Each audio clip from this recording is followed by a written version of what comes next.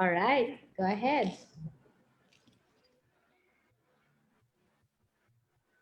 Good morning to everyone. Live na pala tayo. We are the Naturopaths in Manila. And of course, we're so thankful and grateful sa mga viewers namin in the past, present, and in the future. Siyempre, lahat na kayo importante sa amin, no? And siyempre, love, thank you. Diba? You're my always doing this, for being, doing the techie part sa Zoom and sa live natin. Ayan. Take it away. All right. So, pleasant morning to everyone and to all our viewers here and abroad. Thank you very much for always tuning in here in Naturopaths in Manila. I'm sure maraming naka-tune in talaga this morning sa atin kasi of course with our guests, talagang much awaited tong segment na to sa program natin ngayon, love, 'di ba?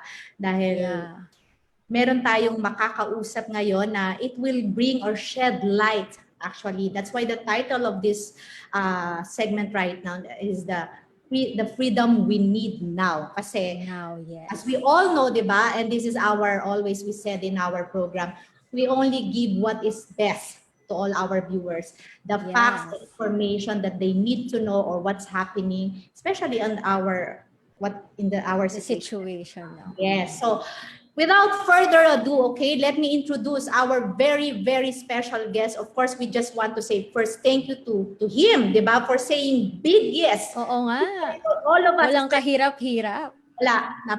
Napakadaling kausap and ang laki ng puso para magbigay ng mga impormasyon na dapat marinig lahat talaga ng mga viewers natin. So, let's introduce him first. So, our guest is actually, he is a root cause physician, an orthopedic surgeon, an independent health and science, and an armchair researcher of concerned doctors and citizens of the Philippines, or CDCPH. So no other than, let's welcome viewers, our guest, Dr. Benigno Agbayani, or Dr. Iggy. Hi, Doc. Good morning. Hi, Doc Iggy. Hi, good morning. Good morning, Doc. Maraming salamat, Doc, sa pagtanggap mo ng imbitasyon namin dito sa aming programa. Napakalaking tulong nito ngayon dahil before this nga, kinukwento nga namin sa inyo at the backstage na marami na kaming na-receive na mga messages and then support and then questions already na prior to this nakita namin when we post your poster nga na you will be our guest for this morning. So maraming salamat po, Doc. Yeah, thank you. And you probably saw my enemies on Facebook. Hindi naman. Wala pa naman, Doc. Live na live po tayo ngayon sa at nakashare tayo ngayon. Marami pong nanonood na sa atin. I'm seeing right now. So, yes, Doc. Anyway, Doc, to start, kasi ima-maximize lang natin itong meron tayong oras. To start our question, I'll turn it over to my co-host now, Pink. So, yes, Pink. Siguro, umpisahan mo na yung tanong kay Doc Iggy. Yes, sure, JM. No? First of all, Doc, again, maraming salamat sa pagpapaunlak nyo sa invitasyon namin dito sa Naturopaths and Manila. You really, alam mo yun, big yes agad, walang kahirap-hirap. And without further ado, ito na po yung mga questions na nakuha namin sa mga nagtatanong. No? Ito nga daw, recently and until now, sinasabi pa rin ng mga malalaking organisasyon, agencies ng ating, alam niyo na wala daw scientific findings, no, about the effectivity nitong Ivermectin, no, para sa to combat COVID-19. And even the manufacturer itself daw said na walang claims na it can cure the patient suffering from this virus. Anong masasabi niyo po sa statement na to? Well, I'm considered a skeptic among my colleagues. No, I don't actually just believe on a whim, on a certain claim. In fact, most of the time, it's my role to say na probably that doesn't work. And I do my research before I say so or support it or not support it.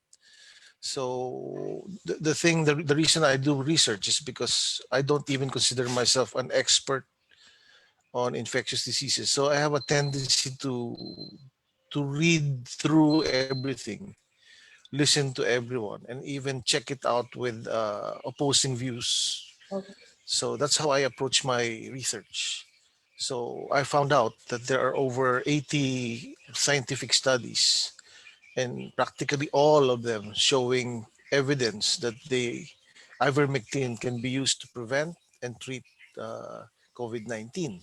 Mhm. I could go through a journey with you, but it might take an hour. So of how I how I reached that, but one of the best evidences that I've read came from Dr. Tess Laurie from the UK, and she's the head of the evidence-based medicine group, which analyzed and was able to be interviewed on how they made the meta-analysis of all the studies. So, of course, there will be people who will go against certain ideas, and I respect their opinions, but I hope they respect our opinion as well.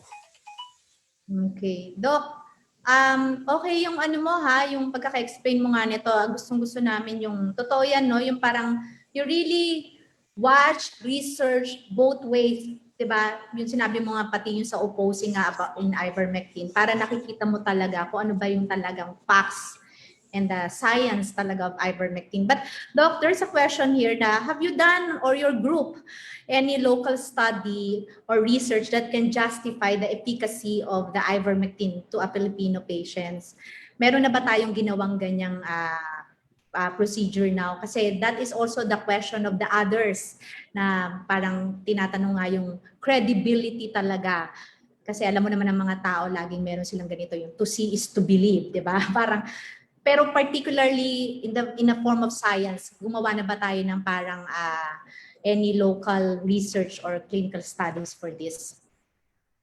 Well, first of all, uh, you don't have to lay an egg to know what chicken is.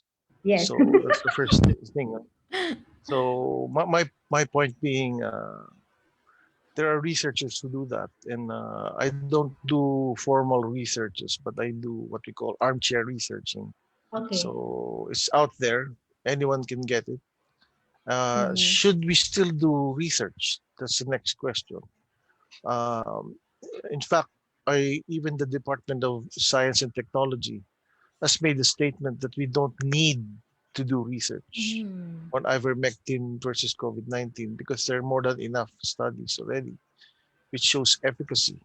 Because it would be unethical to actually do one now, a randomized controlled trial, meaning half of you, I will ask not to take anything or ivermectin. I don't, and the other half, I will give ivermectin. But I Mhm. have to make a consent. Kayo po ba ay papayag na isasama sa study na hindi kayo iinom ng kahit anong protection? Samantalang yung kalahati Wow. po, bibigyan natin ng ivermectin, and Mhm. kung gusto niyo, basahin niyo kung may effect. So Mm. it is now unethical to do it. That's why I think the Yeah. Department of Science and Technology actually said there's really no need to do it. Now, when you Mhm. do it now, parang pwede na lang sabihin, because you volunteered to do it, but in Mhm. all honesty, it's unethical to do it. So Ah. should I be doing it? To be honest with you, I don't have the money to do the research. And this research should have been done way back in April 2020 when they saw Mhm. in a test tube, they found out that ivermectin can actually kill COVID-19 virus or the COV2 virus.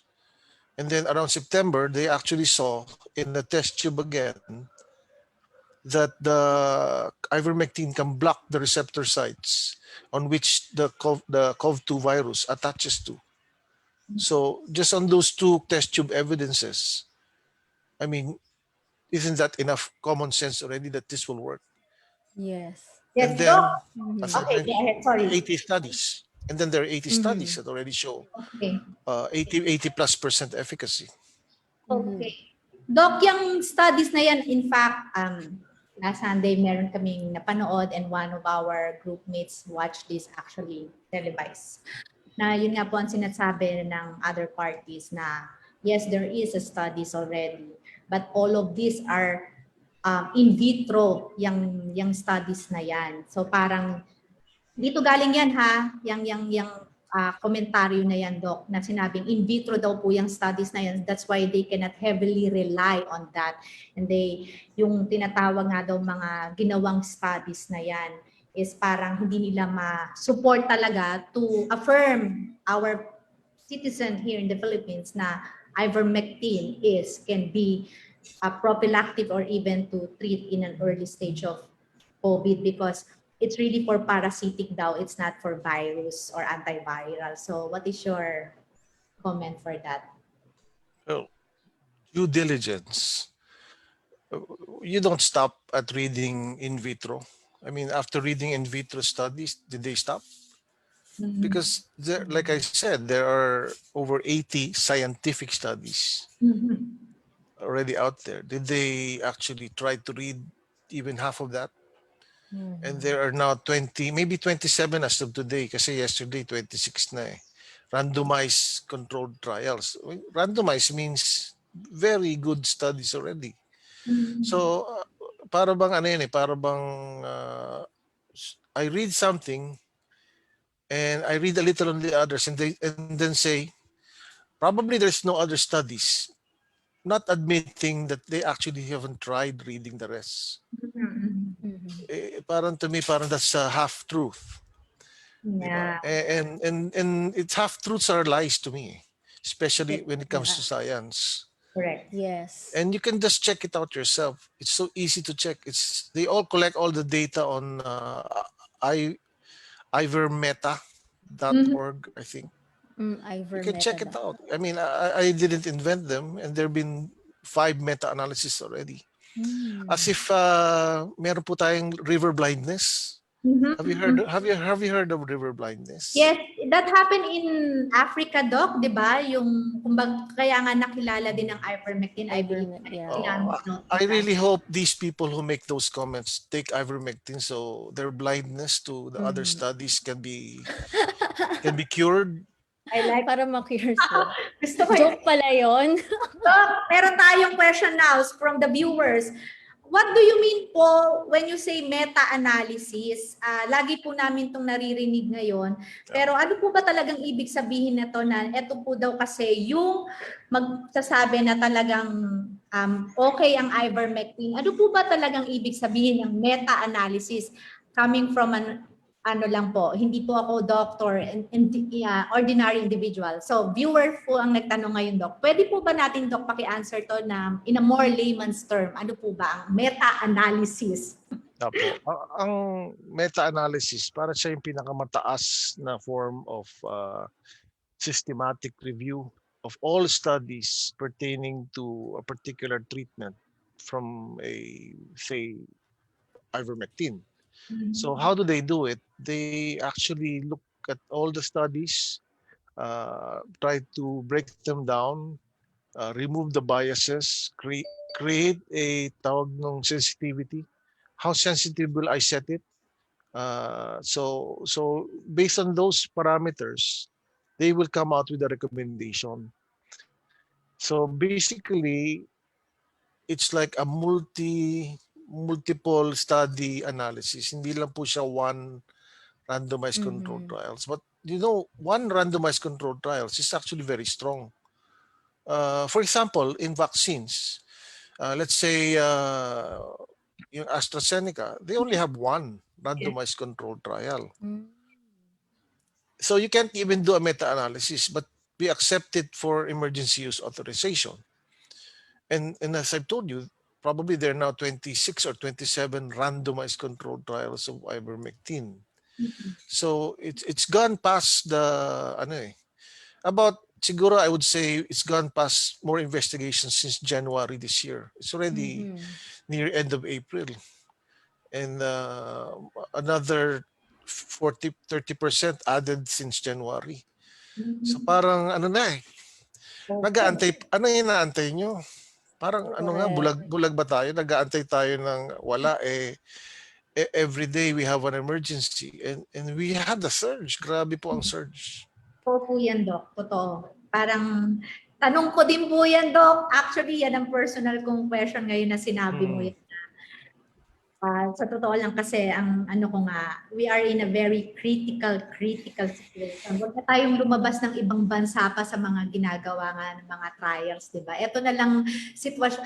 Huwag na tayong lumayo pa, nasa harapan na nga natin yung sitwasyon, di ba? And we're actually very lucky na hindi na nga natin kailangan gawin yung mga trials. All we have to do is pinapasa na nga lang sa atin eh. 'Di ba tayong mga dapat yung mga Yeah. tagang dalubhasa o yung mga nasa authority na to do that own studies on their own. Yun din ang tanong ko, Doc, kasi mas meron naman kayong kalamanan dyan. Eh bakit nga po ba? Kasi ang tanong ko rin, bakit yung vaccination? Just recently, a personal experience, Doc, a friend of mine came to me talaga, privately messaged me because sinabi niya, I know my mother has an hypertension and arthritis. Prior to that, meron siyang comorbidities. Since nag-roll out na ang vaccination sa area namin, we registered. Sabi niya, prior to that, she is very, very okay. She calls me sis, sabi niya ganon. After 3 days, we needed to, sinugod nila sa hospital kasi na-coma, Doc. The vaccine is the AstraZeneca something, na ito yung bago niya yan sinabi, nakikita ko rin naman po, Doc, na nilabas na rin sa mga papers sa social media na pinay-stop muna nila kasi na parang na-obserba nila yung mga senior citizens or 50 years old and above, meron nga naging effect ng mga blood clot. Parang for me, coming from a citizen, naisip ko, bakit pag mga ganito, parang walang masyadong bearing, hindi masyadong nasisensationalize, sasabihin lang nila na ito yung gagawin namin ha, kasi ganito. Pero a friend of mine really came to me na naniniwala siya, nagkaroon ng interaction dahil yung na-vaccine yung mommy niya. Provided the fact when they went there, sinabmit nila lahat na, sinabi nila yung condition ng nanay niya na may comorbidity ng ganyan. Yung mommy lang naman daw niya, silang lahat naman daw okay. Pero the fact, 2 weeks, Doc, in fact, umabot ng more than 500,000 ang bill nila doon at kailangan niya mag-apply kasi an ordinary individual, hindi naman, So parang yun ang tanong ko nga rin, Doc. Bakit pag sa mga ganyang sitwasyon na parang ang linin nilang, parang ang dali nilang i-absorb or unawain na, mangyayari talaga yan yung side effect. But that is a life and death situation. Tapos pagdating sa Ivermectin na sinasabi natin, it's a 40 years old medicine. Tapos meron na mga proven test na proven na pinaano na wala naman mga detrimental na side effects. Parang hindi nila ma-absorb 'yon. Ano po ba? Bakit po ba ganun daw? Parang hirap na hirap silang i-absorb na pwede naman tignan. Bakit parang ang bias ng ng tignan? Bakit po, Doc? Pwede bang pakisagot niyo po? Ito personal ko 'yan. Yeah. I have a personal story then to tell you, and it could explain everything.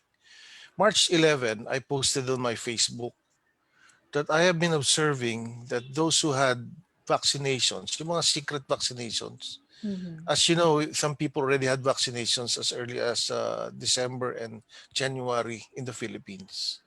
When someone reported to me that he developed COVID after he got vaccinated, and then the first vaccinated people was in February 26 in PGH, if I remember right.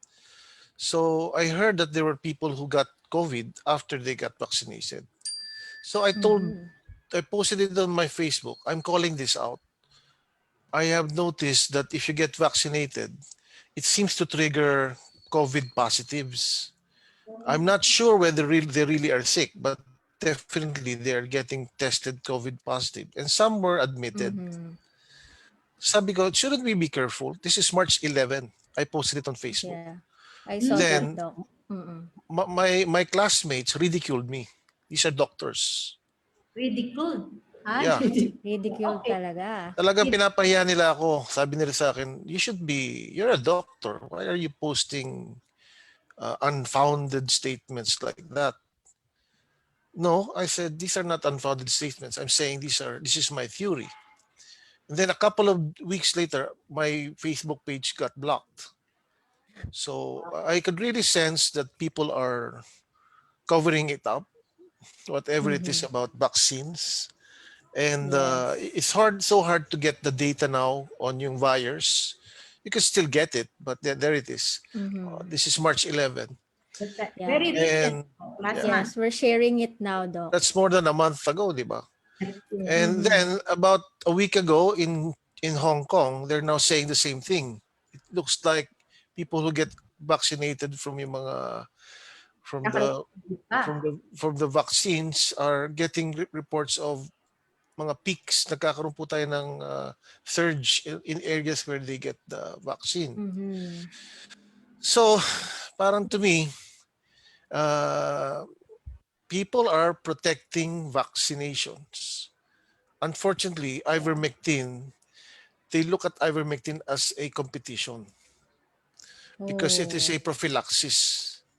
Mhm. Oh, And yeah, it is. So, yes. as you mentioned earlier, Merck, the one of the biggest pharma companies in the world, who actually made a philanthropic, beautiful act of paying for the ivermectin use in Africa in more Wow. than a billion people. Ganun ka daming binigay Mhm. ng, and they said that this is for life, hindi lang for a few Mhm. years. Yes. Mhm. So I congratulate Merck for doing so. Yes. However, lately, it's embarrassing that apparently the new management of Merck is now disowning its most beautiful play, philanthropic act in the world. It's Mhm. destroying its legacy by saying that ivermectin is a dangerous drug and Yes. that it will not Yes. work against COVID-19, only to find out later that they are actually producing a drug similar to what ivermectin is doing now. Oh, Mm. So they will become, but Okay. however, nasa phase 2 trials pa lang sila. Mhm. So maybe it might come out in 3 months. As you know, they are very fast and when Yeah. it comes to doing studies because they have the funding. Mhm. So I heard even one of the local, the head of the research group of Merck here coming out with statements like that are unfounded, that it is not safe, that it does not work for COVID-19. So again, para may mukhang kailangan na naman uminom ng ivermectin ang mga taga Merck para man mawala na naman yung blindness na naman. yes. But Para but makita but nila. we will be forever thankful for Merck for Yeah, coming out with helping yes. billions of Mhm. people. But I have to call them out again. Okay. Don't do this to a beautiful drug. It's Correct. a beautiful Mhm. gift to the world. So that's there seems to be a big effort, well-funded effort to try to protect vaccination, which is not bad. Kaya lang, let's not hide the fact that it could harm our citizens, Mhm. especially the elderly, and we should be open-minded about these things. Nothing wrong with making a mistake in science, because that's how Yeah. science is. Correct. I could be wrong with ivermectin in 10 years. We might find studies, and I'll accept it wholeheartedly. Mm-hmm. Mhm. But I will not do it for my ego. Na if I do find out there's something wrong, I'll be willing to accept na I'm wrong. Dapat ganun tayo mga scientists. We cannot be, Mhm. this is a bad word to say, but paid hacks. That's right. Are we paid hacks already? Kasi, Mhm. the way they sponsor us. For example, I will admit to being sponsored by yung mga implant companies. I'm an orthopedic surgeon. Mhm. So we use lots of joint replacement, hip replacements, ganun. So we get sponsored. I went to France about almost Mhm. 3 years ago. I went to even Rome. I go to many Asian countries, and these are sponsored by companies, and these are just small companies. Implant companies are not even big companies. Mhm. The big companies are the Pfizer, the Merck, Mhm. and I heard there's a scandal now in the US, but you can just check it out about Mhm. yung abuse of yung speakership. If you become a speaker for one of these companies, you actually get I heard 4-digit payments. So Wow. Wow. I'm not so lucky. I'm now a speaker for I'm Outside now a kasi. speaker for CDCPH that pays me Okay. zero. Oh, I wala. don't earn anything from TDCPH, and I accept that kasi some things in your life as a doctor, it's not all about money. It was never about money in the first place. It's Correct. a they call it a vocation, but people think it's really should be a hard paying profession, and Mhm. they will get everything. But unfortunately, it's affecting the way we our bias is beginning to show, and it's so unfortunate. And I think everything that you observe now, lahat yung mga sinasabi natin parang, how come this doctor is saying this? How come this doctor is saying that? If you don't Mhm. want to believe me, if you want to believe them, I'm fine. But make sure you have a second opinion by reading on your own. Yes. Yes. Very much agree, Doc. Mhm. Nakaka-enlighten yung sinabi mo, Doc, ha? Kasi totoo po yan, Doc. Alam mo, ang mga tao talaga, Doc, when you say you are a doctor, for some reason, parang meron silang image na nakikita yung doctor na yan na this person will help me, will tell how will I be well.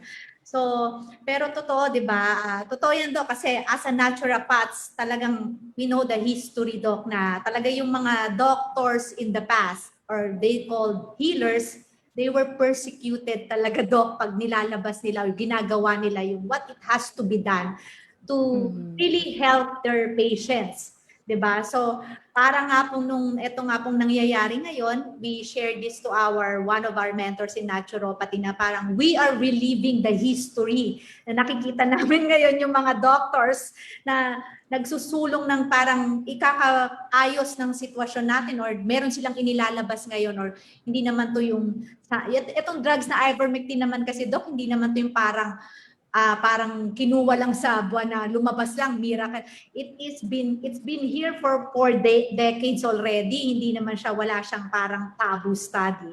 And yet, Mhm. dahil kayong mga ganito, mga doctors na to ang gumagawa nito na, yun nga, sabi mo nga, Doc, you're not getting paid talagang your heart. Actually, kayong lahat from the CDCPH, kayo nila, Dr. Landrito talaga.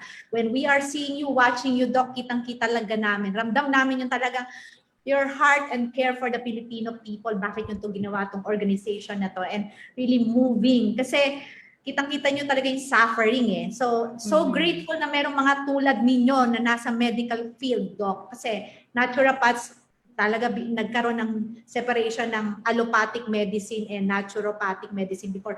Pero ito, it's a joint force right now na sobrang nakakalaki po ng puso na hindi lang, merong mga medical doctors like you, Dr. Landrito, Dr. Homer, and the rest of the doctors na kasama nyo dyan na talagang sinusulong to na ito yung parang talagang pagmamalasakit at paghunawa sa mga kapwa-tao. Talaga naman yan po talaga ang sinumpaan ng mga doctors na yun po yung sana hindi nakakalimutan ng ibang medical doctors, Doc, Correct. na parang sana doon sila yung pa rin, 'di ba? Yung yung sinumpaan ninyo na kung bakit niyo ginampanan yung trabaho na yan to begin with, to start with. But I believe, yes, Doc, meron ka po bang sasabihin? I forgot to mention yung safety. Okay. Because you mentioned something about it. And kasi nga may nagsasabi raw na, I know we're about to finish, but I really have to add this in. I Mhm. always doubt whatever I read. I have this particular problem. My problem is I'm a skeptic. So even if you tell me that billions Mhm. of doses have been given, I still research. Yes. So I research Mhm. on the safety of ivermectin. And because it also was triggered by one doctor. You might know him. He's known Dr. Edsel Salbanya. Yes. Yes. He mentioned that ivermectin could cause brain damage. Right. And that surprised me for someone who claims to be a diploma holder of tropical medicine and to Mhm. say that he's an expert in it. To even bother mentioning what you call it, tawag namin dyan sa mga study na ganyan eh, just to see if it's possible. Ganun tawag sa study na ganyan eh. So he mentioned a study that causes brain damage. And I don't think anyone actually bothered to read, but I don't do that. I really read. Okay. Mhm. So I read it 3 times just to be sure, and it came out that the study says it is rare. They didn't give a Mhm. number, and they don't use the word very. Mhm. or because that's how scientific papers are done. You don't use very or exceptionally or massively rare. Yes. Mhm. But I know the numbers. It's one out of 168 million. That's how rare it is. Ah. So for a specialist like him, I think it's malicious. Unfortunately, I have to say Mhm. that. And you know, you might say I'm trying to, but it's causing damage as well. People who want to take it, doctors who believe in him, Mhm. will tell a patient, you will have brain damage if you take ivermectin, Yeah. and that could be life saving in my opinion. And if you don't give it because you were given this information, that's bad. So I Correct. did further research. Akala niyo ba humihinto ako sa ganon? No, I don't stop there. So I did research and I found out that you could actually give more than 10 times the dose recommended by NIH and it won't even have any additional side effect. So 10 times the dose. And there was another paper pa, 20 times the dose and it won't have Mhm. any additional side effect. Although siyempre hindi malaking sample size Mhm. because studies like that, you don't endanger people. Okay, can you Yes. drink 10 times the Mhm. dose? Yes. That's hard to Yes. do, di ba? Can you take 20 times the dose? So, but if you look at the actual, yung mga parang in vitro studies, sa animals kasi Mhm. ina-extrapolate yan eh. Mhm. Yes, So Doc. you Mhm. can actually go 60 times a dose based on animal studies. Mhm. Mhm. So I don't know where all this is the a dangerous drug thing because I can show you so many studies that it's not. And it Yeah. has already Yes. 25 years of monitoring by the WHO. Mhm. Only 4,669 adverse events out of Mhm. 3.7 billion doses. No other drug has that beautiful safe profile than Wow. ivermectin. Yeah. Wow. Thanks, Doc. P, another question for Doc Iggy. Yes, this is another question, no? My personal question din, Doc. Kasi I heard you, I watched you, Dr. Landrito, and the other parts of CDCPH. You also have other parang suggestions kung paano ba talaga tayo magiging fully free in this situation, no? And it's not like how most of the governments in the world is doing it, but I love how you advocate for that the parang mga lockdowns natin, hindi ito yung parang, di ba, Sure. yung the best way to really move forward in this situation. Yeah, yeah. With September, I was just a saling pusa to CDCPH. Yeah. But I told them if I will be part of your group, we have to be very scientific. We have to be Mm-hmm. unbiased. Correct. I should be the one heading CDCPH.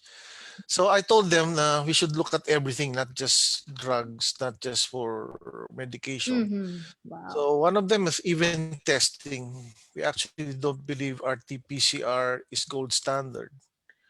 We believe that it needs to be criticized, and I think the cycle threshold is too high.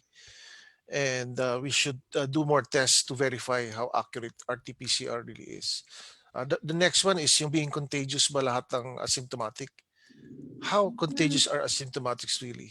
I don't think it's already done and accepted na they're very significantly symptomatic.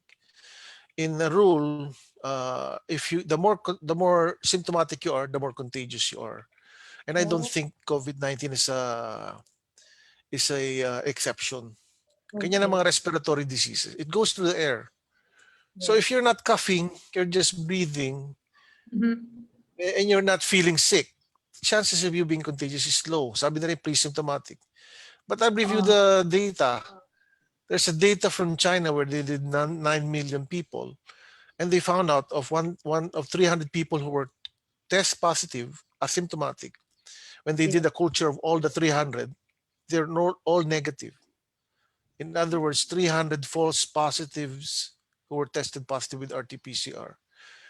So that Are tells you all something. negative. Yeah. Yeah. 300 positive RT-PCR, Mm. all negative when they were cultured. So meaning yun ang Ay, true ano gold nako. standard cultures. Mhm. But we don't do that. It's an expensive test. But in China, they were able to do 300. So that was published in I think November last year. but not much fanfare. Then came the lockdowns around September. No, uh, around May. I was already saying lockdowns don't work. Yes. Mhm. And I think even Dr. Salvania has mentioned that it Mhm. should be short term. Mhm. Even Yes. he said that. Congratulations to him, one of his true truths that he's mentioned. But unfortunately, we're still on lockdown. Our children are still not going to Yes. school. Mhm. We have so many barriers. But I agree to a certain degree na kailangan talaga rin ng lockdowns if our Yeah. hospitals are so full. Mhm. But unfortunately, why couldn't we do yung focus protection being espoused by the Great Barrington Declaration? Yes. Which can be done even if Mhm. our hospitals are full. And people have to understand Ano ba that yan, Doc? we already know the behavior of COVID-19. We already know that it's dangerous to the elderly and the vulnerable. Yes. So, Mhm. so that's what we should do. Contact trace the elderly and the vulnerable and people living around them. And they are the ones that should be protected. And there are many ways to protect these people. Sure, you can vaccinate them. You can give them ivermectin.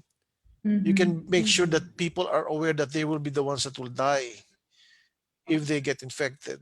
And so they can give them special Mhm. time for sa mga shopping from Mm-hmm. say 8 to 10 dapat pang group lang na to so they don't mix too much with Mm. other people. We can even create transportation na specifically made for them. Mm. So Oh. so so these are simple smart ways to allow the rest of the Philippines to for its economy to run. Correct. Yes. Uh, Mm. and this is not just me inventing it. This came from a group of very renowned scientists. And Yes. Mhm. there are over 60,000 signatories, all scientists and doctors. And Mhm. there's a paper already that shows that you can actually reach herd immunity at 30% if you do it this way instead of vaccination. So vaccination, you need about Mhm. 60 to 7% vaccinated. For this kind of herd immunity where you expose the strong, you only need 30%. Does Yes. anyone know this? No, no one's saying this, but I had to do the research for you. But no one listens to me. They ridicule me. But it's there. That's a problem kasi, if you go against the tide, sometimes they look at you as crazy. They think I'm crazy, but Yes. I doubt that very much. Sometimes I am, but not every. Dok, no, maganda sana So nga talaga yan, no, yung focus protection program, no, parang mas realistic yeah, kasi yung ganitong remember Correct. Mas remember we're suffering. practical. Our economy is suffering, and if you correct. go Mm. become poor, you become more at risk for your health. You Yes. cannot Yes. afford certain Mm. things, so you also Yes. die if you become poor. Yes. And it's happening. It's already happening. So don't Mm. think of it as like, ay, pera-pera lang yung economy na yan. That's not true. You can't Mm-hmm. afford to buy medicine. You can't afford to get hospitalization. You die. Correct. So, and of course, even before all of these things, we were already pushing for yung personal immunity Yes. to make yourself Mhm. strong, even Mhm. without vaccinations, even without Yes. ivermectin. And I Mm-hmm. think that Yes. naturopaths are natural for this. Eh. And Yes. that's also what I'm doing. I'm doing root cause medicine. Yes. Root cause medicine is saying na, okay, why did you get diabetes? Oh, because hindi ako naggamot kasi. Mm-hmm. Actually, hindi ka naggamot. You're eating too much carbs and processed sugars and processed Yes. carbs. So the root cause is not that So you're true. you're not Yes. taking your medication, but you're That's Mhm. eating all of that's this. yes. Yes. Majority of what you But eat of is course, there, there yeah, there's genetics as well. There's lack of Yes. exercise, Correct. Mhm. Yeah. but in the end, it's about you. It's not Correct. about the medicine that you take. I've actually treated lots Wow. of diabetic Yes. patients because as you know, orthopedic surgeons we amputate, and I hate Mhm. amputations. The worst procedures I do is amputation. So I took it upon myself to do research on the diet for diabetics, and I got this from the University of uh, is it Pennsylvania, but they actually did a study way back in the 1990s, and it works, but Mhm. it's not being advertised because it had no funding to market the diet. That's a problem with things now. No, if you buy a drug, most likely that will provide funding. Most likely that's what you will hear, but you will not hear the simple diet plans that actually work. Correct.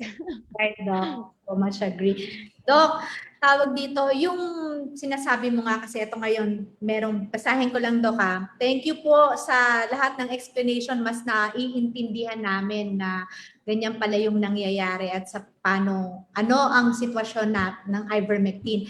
Doc, kaya ka talaga namin, ikaw ang gines namin dito and asking you all of this question kasi kayo nga yung parang nakikita talaga namin na heavily research on this na talaga magbibigay ng light sa mga question ng mga viewers namin. Ito po, Doc, yung isa pang tanong.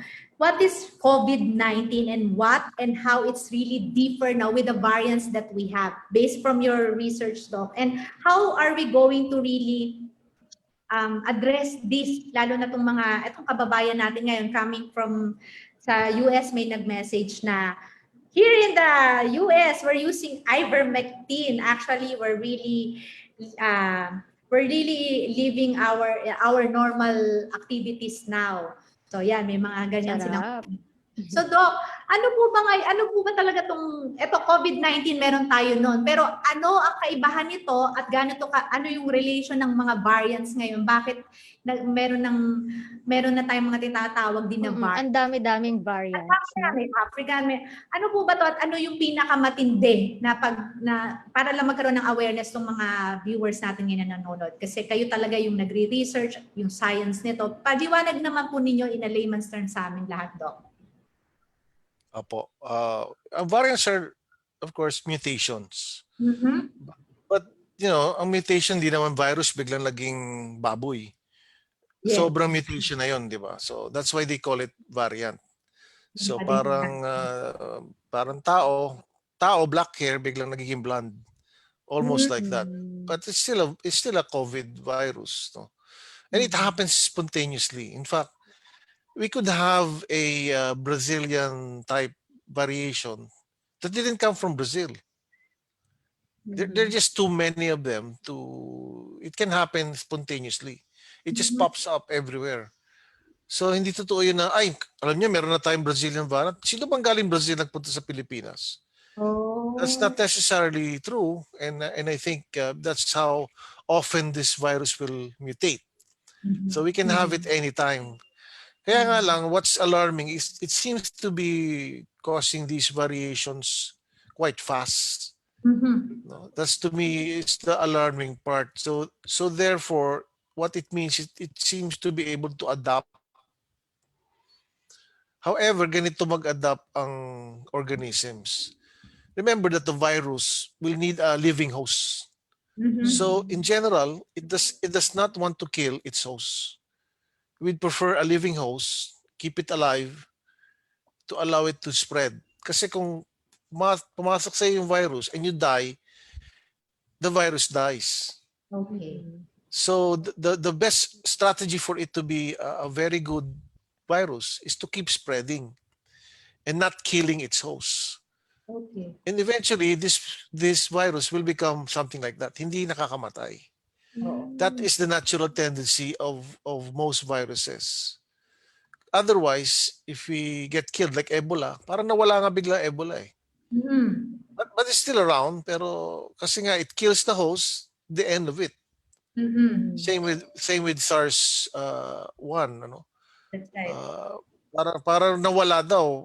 Ano nangyari sa kanya? But that's the problem, namatay kasi yung host agad.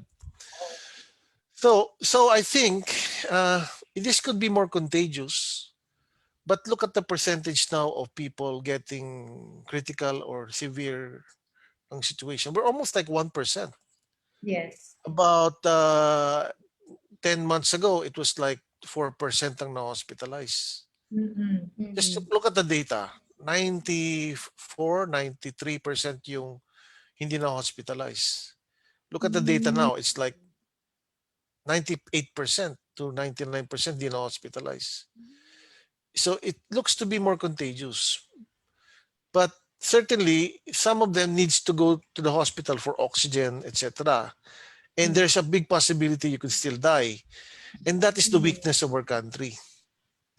We don't have enough facilities to get you in for oxygen for treatment. We don't even have a plan for yung outpatient treatment na may kumpleto sa oxygen and even medicine. We don't even give antivirus medicine or prophylactic medicine. So there again is the solution. Ivermectin is the solution. Pwede rin yung leronlimab that we're also pushing. Yes, meron din. But an outpatient plan, and that is the treatment for these new variants. They're not looking to be more deadly. If that were true nga, then it would kill itself by killing its host. Okay. So, parang Doc, kailangan lang talaga maging aware yung mga tao, no? Yung mga impormasyon ng mga katulad ng ganyan nga, yan sinabi mo. So, eto Doc, may comment na, maraming salamat po. Mas naiintindihan na namin ngayon tong variants na to. Ganito pala yung sitwasyon talaga ng COVID. Doc, question. Where are we right now? Are we making progress in all aspect ng mga isinusulong at yung advokasya natin ngayon? Ano mo naman to, pakibigyan mo naman to ng linaw sa ating lahat, lalo sa mga viewers natin. Kasi marami pa rin confusion ang nangyayari, spreading. I was saying nga at the backstage, di ba Doc, na ano ba talagang status na natin ngayon? Because we've been following the CDC PH, humarap na kayo sa Congress, you're really propagating, you even brought tong mga credible resource speakers and doctors, nila sila Doc Baron, sila Dr. Cory, nilagay na natin sa Congress. Dinala nyo na and they're so much willing to explain, ma-enlighten ng Pilipinas because especially Doc Baron na malapit sa kanya itong bansang to. Ikaw na lang, Doc.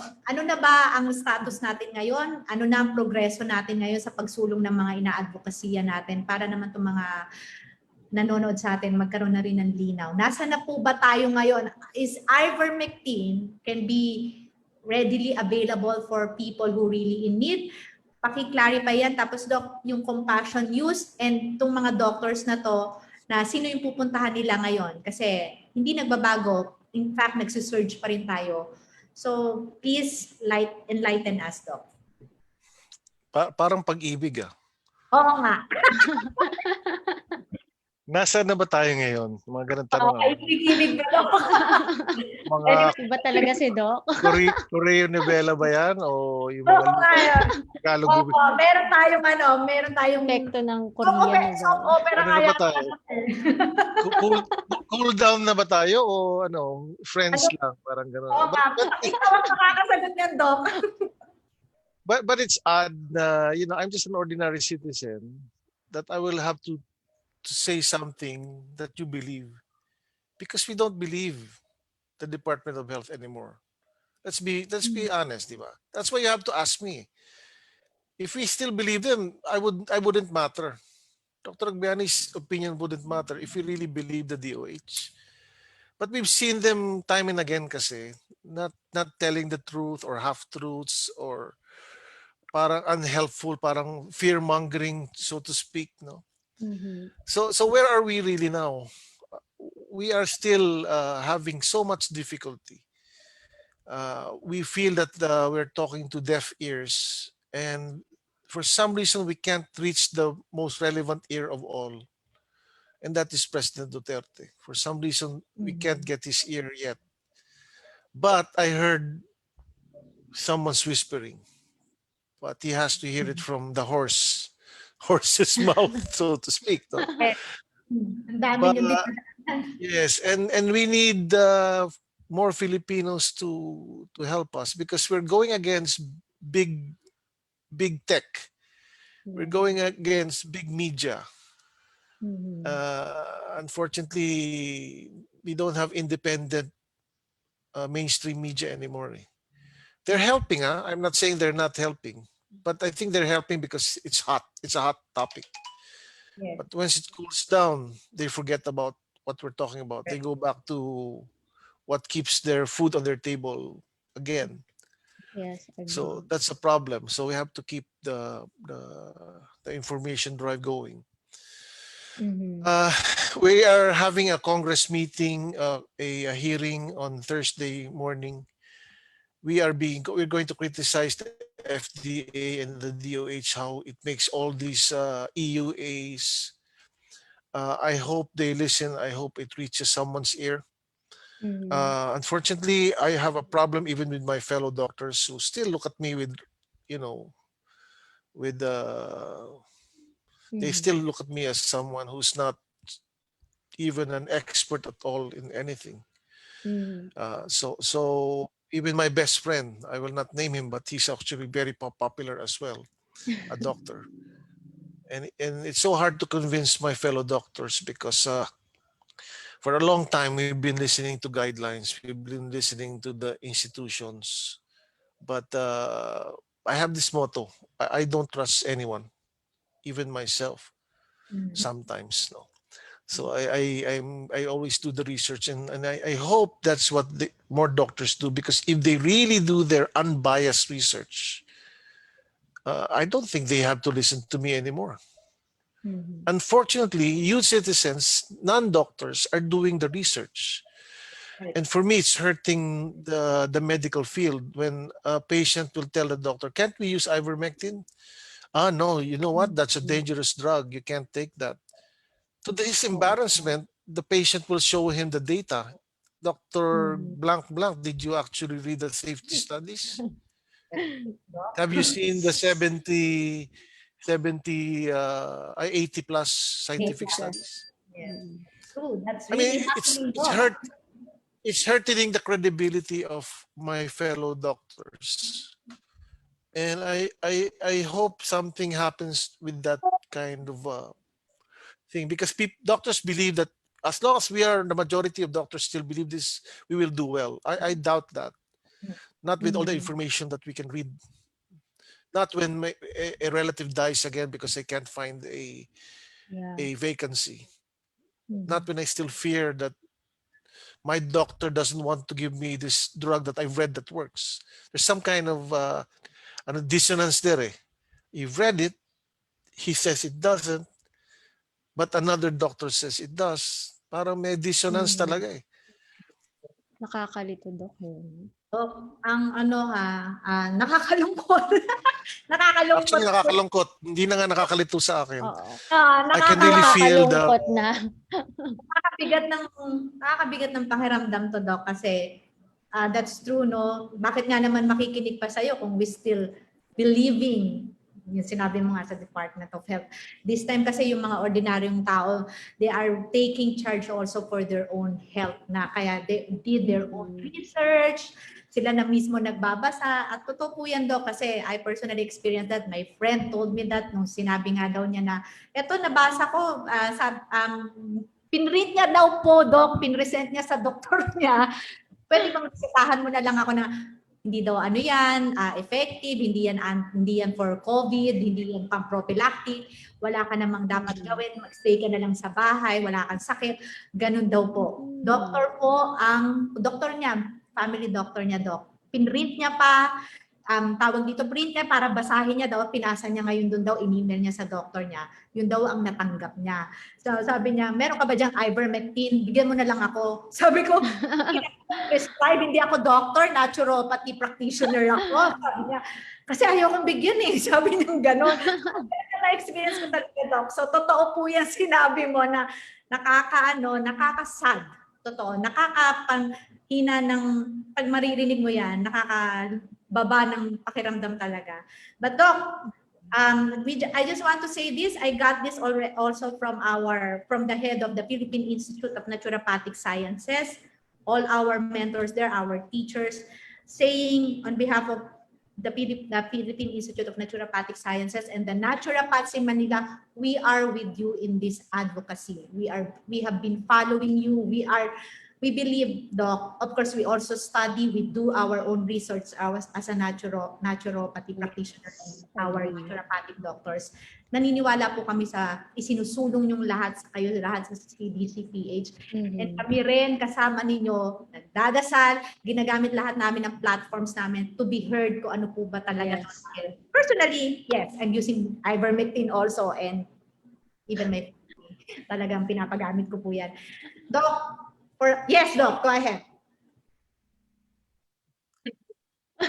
Hindi nyo ba napapansin pag yung mga naturopath, mas magaganda kayo kaysa dun sa mga mainstream? Thank you, Ay, Doc. Doc. Thank you, Doc. Coming from a medical doctor. Thank you so much. Yes. But Doc, for a final note to everyone who's watching us, give your words, Doc. And we're wrapping up. Uh, it's really about knowledge. Knowledge is power. Uh, yes, we can listen to experts, but listen to them as guides only. Mhm. Eventually, it's yourself who will make the decision. And as a patient, you have all the right to decide what goes in or what you should use. And even the experts will just be guides and follow this path of being to determine your own health. I think even among doctors, we understand that the highest ethics is to put the patient first and foremost. So, thank you so much, Dr. Iggy Agbayani, for this 1 hour 1 hour with you, Doc. We learned so much from you, our viewers, and saying thank you. Dr. Iggy, thank you very much for everything that you just said now. Maraming salamat po. A lot of viewers, ang dami, puro nag-thank you, Doc. And please lang po, wag kayong hihinto nila Dr. Landrito sa ginagawa ninyo ngayon. Kailangan po namin ng tulong ninyo. Malaki po ang naidudulot nyong pagtulong to sa amin dahil naiintindihan namin, nauunawaan namin ang nangyayari ngayon at paano namin mapapangalagaan ang aming kalusugan, lalong-lalo na sa panahon ngayon. Doc Iggy, thank you very much. Ang dami, Doc. Puro nagpapasalamat yung mga viewers namin sa iyo, Doc, sa pagbigay mo ng impormasyon na to. Talaga, Doc, I personally thanking you, Doc, sa hindi ako nahirapang ma-invite ka dito sa Naturopaths in Manila, Doc. And like what I've said, all of us are with you, Doc. So subaybayan namin to. Kasama na kayo lahat sa mga dasal din namin po na sana makamtam na natin yung sinusulong natin after all para to sa lahat, para sa Pilipino to, Doc. So kasama niyo po kami. We're with you in this crusade, in your advocacy. We're spreading this, Doc. And thank you very much, Dr. Iggy Agbayani. God bless you and please continue to do this. Huwag kayong magsawa. Don't give up. Yes, Doc. Huwag kayong tigil. Pink, Thank you. You wanna Thank say you, Judith. And yes. Pink and Judith, I enjoyed this interview as much as I could. Ano? Talagang, thank you for allowing me a little few jokes and here and there. But my jokes only become funny because they have a grain of truth to it. That's Yeah. right. Diba? Correct. Totoo naman maganda kayo eh. Yan, Kasi Doc ba yan, Doc? kung hindi totoo yun, hindi kayo matutuwa, di ba? Oo naman, no. Affirm natin yan. And Siyempre, sana Doc. matapos na talaga tong lockdown na to, at looking forward din kaming makalabas na rin, Doc, at magawa na namin yung mga dapat naming gawin. Sana mapakinggan din kayo nga. protection program ninyo. Sana Yeah, tama. Para hindi lang kayo Zoom beauties, you also become live. Para makarampa na.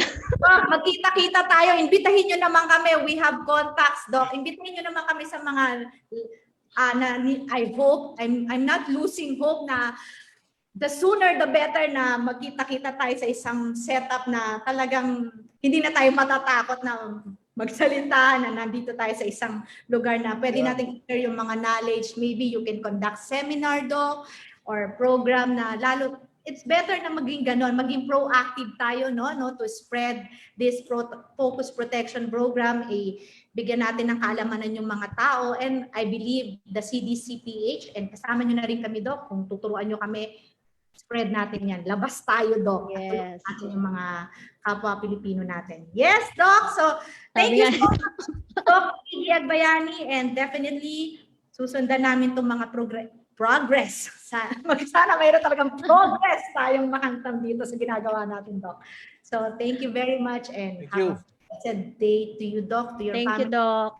And to all our viewers here in Naturopaths in Manila, maraming salamat po sa inyong lahat dito man sa Pilipinas o sa ibang bansa. Marami pong salamat at alam po namin na marami po kayo sa aming lahat. And to Doc Iggy, thank you very much again. Yes, Pink, we're wrapping up. You want to say something to our viewers?